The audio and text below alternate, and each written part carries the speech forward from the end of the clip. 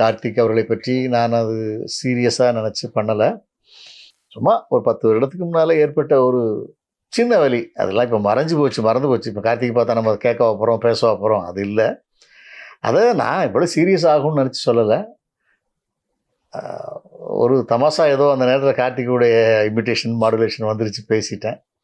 But அதை பார்த்துட்டு ரசித்தால் கூட இளைய திலகம் பிரபு அவர்கள், எம்.ஆர். ராதா அவருடைய புதல்வர் அண்ணன் இளையவேள், டத்தோ, டப்பிங் யூனியன் தலைவர், அற்புதமான மனிதர் ராதாரவி அண்ணனும் கொஞ்சம் வருத்தப்பட்டார்.